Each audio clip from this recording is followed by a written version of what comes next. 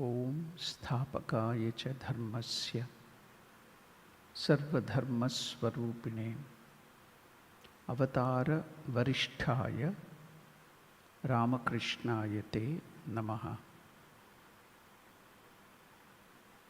Offering my Sastanga Pranam at the feet of Master, Mother and Swamiji, I offer my heartfelt namaskars to all of you. We will continue to delve on the significance and the deeper meaning of Hanuman Chalisa. Last time, we were looking into the Chaupai, that's the third Chaupai, Mahabir Vikrama Bajarangi, Kumati Nivara Sumatike Sangi. The first part, Mahabir Vikrama Bajarangi, we covered it. We went into the deeper aspect of it. We had already taken up Kumati Nivara Sumatike Sangi. But today, we will still go into the inner significance of that. Kumati Nivara Sumatike Sangi. So Mahabira Vikrama Bajarangi is great hero, valiant with lightning body, which cannot be hurt by anything, Bajarangi, Vajra Anga. Then Kumati Nivara, who drives, Nivara means removes or drives away. Who drives away, Kumati, Ku means bad, ignoble. Who drives away or removes bad thoughts. Then Sumati Ke Sangi, Su means good, prefix. So it's always accompanied by good thought. So the meaning is, who will give us, remove the bad company, not only externally, but also internally. Hanuman not only vanquishes physical demons who are negative forces like Rakshasas, Asuras, Ghosts, but also he removes psychological demons such as negative thoughts, Kumati, and ushers in positive thoughts, Sumati. Now, in India, Hanuman is offered some special flowers and leaves. And what is that? In India, they offer special Arka, Calotropis indica, then bowstring hemp, giant milkweed leaves and flowers, which grow wild in the forest and are poisonous. This negative offering becomes positive after contact with Hanuman's person or his body. So Hanuman stands on the frontier between the wilderness and the settlement, between the animal and the human world. They are tribes, Vanaras, just like human beings, and has the power to turn the negative into positive, poison into medicine. Now, for us as devotees, we need the relevant thing which will help us. So here, we will take that Hanuman will give us Satsanga, removes bad Sanga, that is bad company. He gives us good company. Now, I will take you through a story. A male mosquito to its wife, it is telling its wife, the male mosquito, darling, I will hunt a lion for you. To which the female mosquito replied, okay, fine, now go to sleep. It's already late in the night. Male mosquito was not at all happy about, he wanted to tell much more. So male mosquito again replied, oh wife, I will bite an elephant and bring the blood of the elephant for you. Again, female mosquito, sure love, go to sleep. Male mosquito, I will drive you around Paris in a Mercedes Benz. Female mosquito. Okay, go to sleep now. Male mosquito. You don't trust me? I will get you 100 grams of gold chain. To which the female mosquito now got very angry. She couldn't bear it anymore. She got angry. You idiot, go to sleep. How many times have I told you not to come home after biting a politician? So the company of the politician, that sangha, dussanga, so you will just make promises and you will not fulfill it. That's what so that is kumati nivara. So sumati ke sangi, satsanga. So let us now think of the positive effects which by the company of Hanuman, by chanting Hanuman Chalisa, how does he bring in satsanga? Now about satsanga, Master in the Gospel has told many things about that good company. And what has he told? Master in the Gospel, God and His glories. The universe, this universe is His glory. People see only the glory and forget the cause of the glory, that is God. They forget God. They do not seek God, whose glory is this world. All seek to enjoy lust and gold. But there is too much misery and worry in that. This world is like the whirlpool of Vishalakshi. So, a stream, Vishalakshi is a stream, river near Ramakrishna's birthplace, Kamarpukur.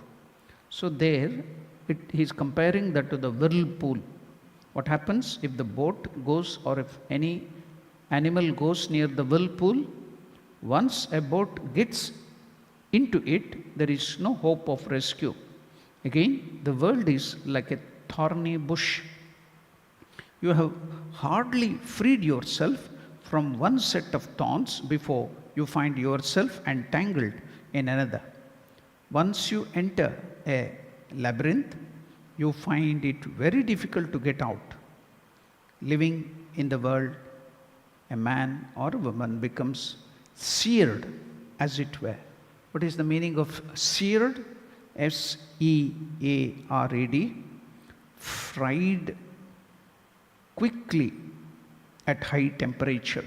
That is called seared. So, hearing this teaching of Master, the devotee got a little afraid. So now he is asking, Master, then what is the way out? To which Sri Ramakrishna replied, to get out of this, what is the remedy? Master is telling, prayer and company of holy men. Prayer and company of holy men. Satsanga. You cannot get rid of an ailment without the help of a physician. But it is not enough to be in the company of religious people or holy men only for a day. You should constantly seek it, for the worldly disease has become chronic. Now going forward, the devotee asks, what is the good of holy company, satsanga? To which Master replied, holy company begets yearning for God. You want to see God, you want to realize God. You cannot keep quiet without realizing God. Vyakulata. So the holy company brings in that intense desire to see God, realize God. That is called Vyakulata. Example of Vyakulata, suppose a small child of 4 or 5. The mother is taken to a fair, a busy marketplace, and she has lost it. Now, what will be the condition of the mind of the mother and also of the child? They will be yearning to come together. The mother will be also yearning to meet the child, and the child also will be in a state of constant disturbed state to go back to the mother. So that state is called Vyakulata. Now we have lost the company of God, who is even more nearer or dearer to us than mother and father, God. God is more nearer to us even than our mind and body. God is our inner self, Antaryami, the indweller. So we have forgotten Him, lost Him. So when you come to the company of holy men, you get that yearning to realize God. That is Vyakulata. So prayer and company of holy men. You cannot get rid of this worldly ailment without the help of physician. So the holy company begets yearning for God. It begets love for God. So the holy company brings in love for God, bhakti, devotion. Nothing whatsoever is achieved in spiritual life without yearning for God. Nothing can be achieved in spiritual life without yearning, devotion. How to get that? Holy company. When we were young brahmacharis, when I had joined the Ramakrishna Center in Bangalore in 1987-88, I was the one who joined earlier. After that, some 12 or 15 brahmacharis joined. We were in the company all together there. We would be doing japa, prayer, puja, sadhana. So after 6 months or 8 months of intense sadhana, upavasa, vrata, then our yearning or that intensity goes down. But we will see another brahmacharin. His intensity increases. He will be doing more japa, more meditation, reading, adhyayana. Looking at him, it is not jealousy, but it is healthy competition. Our mind again will start yearning for God. Oh, he is doing so much of sadhana. I am not doing it. Let me increase my meditation. Let me increase. See, it brings in yearning for God. The company of holy men. It may be just brahmacharis who are there, even younger to me. But looking at them, what have you done being a senior?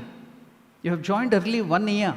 But see, the other brahmachari who has just come, he is so intensely practicing spiritual life, meditation. You are not doing nothing. So your yearning increases. So that is the help of holy company. So when you do Hanuman Chalisa, Hanuman brings you this yearning, satsanga, sumatike sangi. Further, let us see what Master tells about the effect of this satsanga, sumatike sangi. By constantly living in the company of holy men, the soul becomes restless for God. This yearning is like the state of mind of man or woman who has someone ill in the family. His mind is in a state of perpetual restlessness, thinking how the sick relative may be cured. Or again, one should feel a yearning for God like the yearning of a man who has lost his job and is wandering from one office to another in search of God. He doesn't know the manager. He doesn't know the company. Still, he will write a beautiful letter. Oh, manager, you are such a great person. Your company, esteemed company. If I get an opportunity, CV, everything in the CV you will write. I will try to prove my capacity, that and this. You have never seen the manager, but you will start writing all that thing, wonderful thing, and submitting. They may put no vacancy, but even then you will apply. Why? That restlessness to get the job. But when it comes to God, we don't have that restlessness. Oh, I have not seen God. How can I pray to God? I do not know anything about God. But when it comes to salary and job, you have not seen the manager, but you have so much of restlessness to get the job because no food, no money, no pleasures. So it is very, very important. So Master is giving a wonderful example. A person who has lost the job, how does he become restless to get that job back? He will be running ever from office to office. Likewise, that our mind should become restless to realize God. That will come by sadhu sangha, by holy company. Or again, one should feel a yearning for God, like yearning of a man who has lost his job and is wandering from one office to another in search of work. If he is rejected at a certain place which has no vacancy, he goes there again and next day and inquires, is there any vacancy today? Then, in that same, next after one paragraph, Master tells, there is another benefit of holy company. What is that? It helps one cultivate discrimination between the real and the unreal. Now, our mind is confused. It has this attachment. It has confusion, confounded, moha. So, that will be removed by satsanga, holy company. There is another benefit, says Master, from holy company. It helps one cultivate discrimination between the real and the unreal. And what is that? How is it? God alone is real. That is to say, the eternal substance. And the world is unreal. That is to say, transitory. As soon as a man or woman finds his mind wandering away from the unreal, he should apply discrimination, viveka. God alone is true. This world is untrue. Then bring back the mind for meditation. The moment an elephant stretches out its trunk to eat a plantain tree or banana or some other fruits in the neighboring garden, it gets a blow from the iron goad, ankusha, of the driver. The mahut will pierce it, then immediately the elephant will. Likewise, the company of holy men will bring a mind back to God, discrimination. So now Master himself has told the benefit of satsanga, holy company. So that is sumatike sangi. Now coming to Hanuman Chalisa about this satsanga, another aspect of that can be seen here. Sajjanara sahavasa hejjenu savidante. The company of holy men is like tasting the sweet honey. What about the company of bad people? It is just like the sting of the honeybee. Now, our Hanuman, he not only helps us or tells us to be in the good company and give up bad company, he avoided bad company himself. How? Even though Sugriva was not a king, Vali was the king of Vanaras, but Hanuman did not keep the company of Vali. Why? Because of his bad nature. When he was wounded or killed by Ramachandra, Prabhu Ramachandra, just before death, he started questioning Rama. Why did you kill me? What did I do bad to you? Then he told, you forcibly took away the wife of your younger brother to enjoy her. So that is your animal behavior. For that, death is the punishment, adultery. That's why I killed you, told Ramachandra. See, he was bad guy. So Hanuman did not have the company, though he was very strong, though he was very powerful, though Vali was the king, he gave up his company. Why? Because of his bad nature. But whereas Sugriva, though he was not the king, he was not as strong as Vali, still he was in the company of Sugriva. Why? He had good nature. He is not only bringing us good company and removing the bad company from us, he himself is showing us that wonderful nature that we should always seek good company, reject, nivar. What is that? Nivar means dispel, remove. What? Kumati, bad company. He not only avoided Vali, but helped Sugriva. So, we will take you through one story in Kishkinda, Rishyamukha Parvata. I went with our students to this Kishkinda. There we can see this small hillock that is called Rishyamukha Parvata. There Sugriva and Hanuman, all of them, their friends lived away. Sugriva was living there from the fear of Vali. Vali might kill him. Why? There was the ashrama of Matanga Maharshi. That Rishi was doing Havan, Yaga, Yagna, Homa. At that time, this Vali, he was so strong, he had that ego. He killed one demon. After killing, he could have just dumped that body of that demon, which was in the form of a bison or a buffalo. But out of that ego, he flung it, so because he was very strong. And that came and fell into the fire of the Havan of this Rishi. Then the Rishi cursed, whoever has done this, if he comes to this area, Rishyamukha Parvata, his head will be gone to 1,000 pieces and he will die. So, Vali, though Kishkinda is nearby the capital, he would never step on this mountain. He was afraid of coming here because he will die. Vali would not come. Though he was physically and in all ways strong, because of the curse, he would not come there. So, Hanuman and some other group of Vanaras with Sugriva, they lived here in Rishyamukha Parvata. But Vali was so bad. What was he doing? He used to fly every day to go to the ocean or river to do Sandhya Vandana. Morning, early in the morning, in the Brahmi Muhurta, that is the Kshatriyas, this thing they have to do Sandhya Vandana, pray to God, do the Japa, Gayatri Mantra. So how many times you have to do?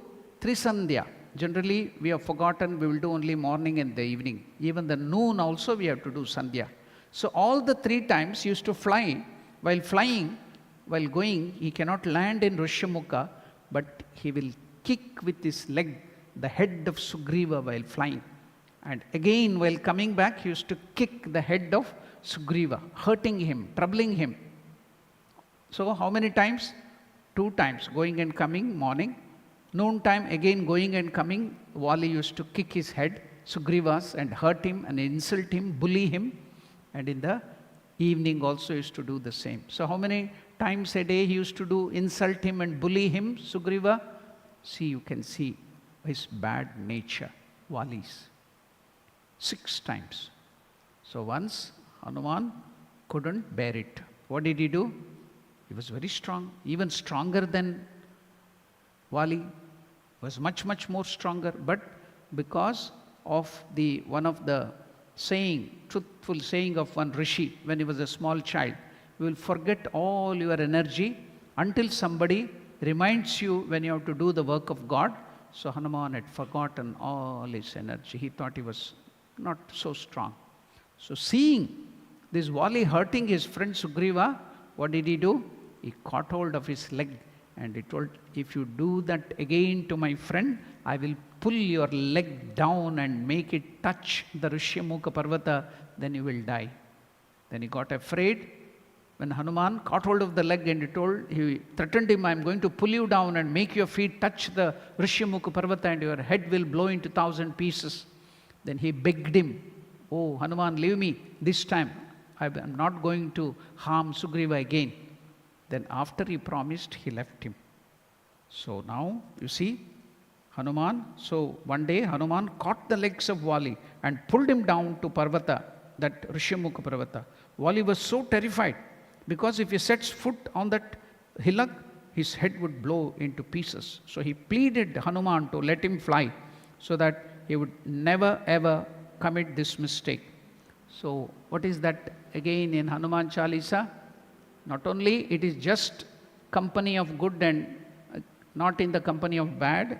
What is that? So another meaning is helping the good and fighting the bad. That is also another meaning for Kumati Nivara Nivatike Sumatike Sangi. So the Kshatriya, the warrior group, what do? Not only they cannot keep quiet when something bad is going on. They will go and fight against it. So Nivar, Kumati Nivar, Sumatike Sangi, they will protect the good, they will help the good. That is also another meaning. So another meaning of this line is helping the good, fighting the bad. So that is the meaning. So now going to the next verse or the chaupai. Kanchana Barana Biraja Subesa Kanana Kundala Kunchita Kesha. What is Kanchana? So this comes from the Sanskrit word Kanchana. It is shortened Apabramsha in Avadi Bhasha as Kanchana, but in Sanskrit it is Kanchana. Have you heard this word anywhere? Do you remember? If you are reading, avid reader of gospel, you will remember that. What is that? Master will be again and again telling Kamini Kanchana Tyaga, Kamini Kanchana. Kanchana means gold. Here Kanchana means gold. So Kanchana Barana. Barana means, it comes from the Sanskrit word Varna. What is Varna? Color. Varna means color. So his body shone like gold. Hanuman's body was like gold, bright like gold. See, Shiva's body, Karpura Gauram, is like camphor, white like that of camphor. Divine Mother, Durga, Parvati, that's why she gets the name Gauri. Why? Golden, like molten gold. Likewise, Hanuman's body, skin color, complexion was golden in complexion. That's why Kanchana Varana Viraja Subesa Kanana. Kanana means ears. Kundala, the beautiful earrings. Kunchita Kesha, he had beautiful curly hairs. Now, many people wrongly called Hanuman as monkey god. Never do that again. Vanara. Vanara means something like human beings. So, have you seen anywhere monkeys having hair, curly hairs? No. So Hanuman had beautiful curly hairs. Have you seen monkey having golden complexion? No. Hanuman was not a monkey. So you should remember that. So he had beautiful curly hairs. What is that? Kanana Kundala. Will any monkey wear earrings? Kundala. So Kanana Kundala Kunchita Kesha. He had beautiful curly hairs. So Kanchana Varana. Kanchana means gold. Varana is color.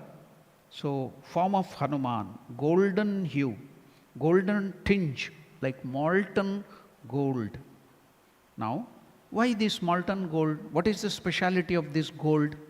Let me take you through one incident in the life of Sri Ramakrishna. What is that incident in the life of Sri Ramakrishna?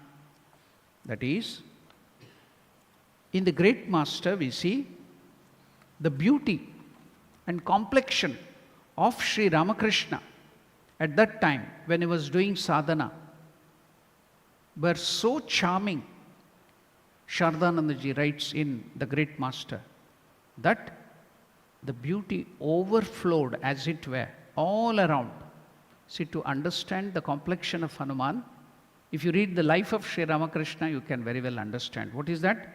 The complexion of Master's body assumed a bright hue, where when there was a spiritual emotion, as if a light came out of his body. People could not turn their eyes away when they saw that beauty in wonder. We have heard, that is Sharadanandaji is writing, the direct disciple. We have heard from Holy Mother Sharda Devi herself that the color of the body of Master was that of golden amulet, molten gold. How did she compare? Every day in Dakshineshwar, when she used to rub oil before him going to bath, the wife will help Master as the husband to rub oil before taking bath. So while rubbing that oil, mustard oil, to his body, she could see there was a golden amulet of Divine Mother Kali. In Bengal, that is the custom. Everybody wears an amulet in the arm like this, golden amulet. So she couldn't differentiate between that golden amulet color and his skin color.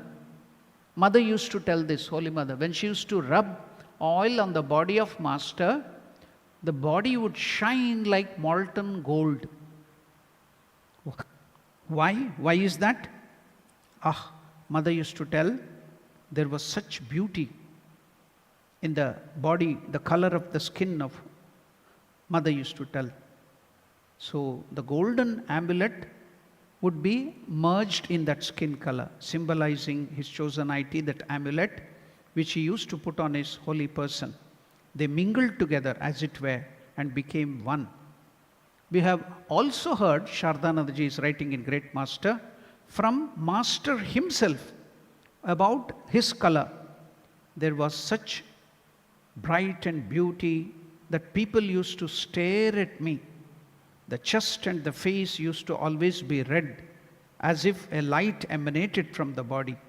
As people used to stare, I always kept the body covered with a thick wrapper, and I used to pray to the Divine Mother importunately, "O Mother, here is your external beauty. Mother, please take away your external beauty, take it back, and give me internal beauty." We put makeups after makeup, layers of makeup. We put all wonderful things to glow, get brightness in our skin color.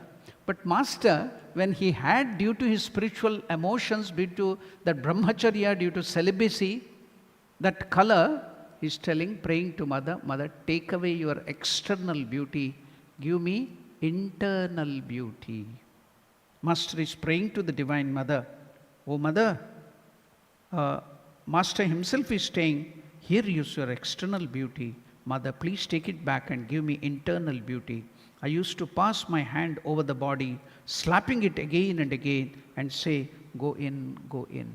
So the spiritual emotion, when you deeply think of God and also follow 12 years of brahmacharya, strict celibacy, chastity, that also give you that golden color, that golden hue, brahmacharya. So Master had both of them. Anybody, any spiritual aspirant will get that. So here Hanuman was a brahmachari, celibate, always thinking of Ramachandra. Due to that spiritual attitude, his whole body was like molten golden, like a mountain of gold. His body shone. That is what here it is telling. Kanchana Bharana. So I will just tell another thing of this gold. Why this golden color? That is called spiritual color, and end my talk for today and continue in the next. What is that? When Master went to Varanasi, or another name for Varanasi is Benares, another name is Kashi. What is the meaning of Kashi? Kashi means city of light. Why that light? So Master went to Kashi. Now Master is telling, although Master was pained to see worldly people attached and talking worldly things in Kashi, in holy places, he had extraordinary visions and other experiences in Kashi, and was firmly convinced of glory of Shiva and the greatness of Kashi. From the time when Master entered Varanasi or Kashi by boat, Master saw with his spiritual eye that the city of Shiva, that is Kashi, was actually made out of gold, and that there was nothing made out of earth and stone there. It looked as if the whole city was formed of stratum after stratum of spiritual emotions. So, due to spiritual emotions, how did spiritual emotions come? Due to the presence of Lord Shiva. That city is even older than earth. Even when there is pralaya, dissolution, still Kashi will be there, because Shiva is the causer of pralaya. Again creation, so Kashi is still there. During pralaya also Kashi will be there. It will never get destroyed. So from millions and millions of years, sadhus, saints have thought of spiritual life and spiritual emotions, condensed spiritual emotions. That's why it is city of gold. That's what Master is telling here, Shardanandaji is telling. It looked as if the holy city was formed of stratum after stratum of gold, of spiritual emotions, emanating from countless devotees who have been visiting the place from time immemorial. That effulgent form, that embodiment spiritual emotions, is its eternal nature. And what is seen outside, whatever you see outside, the golden plating and other thing, is its shadow only. Now you can understand why Hanuman has this golden complexion, spirituality emanating from his body, brahmacharya, purity, celibacy. It's a spiritual color, gold, kanchana bharana. So we will think about it, meditate on the aspect of Hanuman deeply in our other classes, next classes. For today, we will end. Om Shanti Shanti Shanti Harihi Om Tat Sat Shri Ramakrishna Arpanamastu.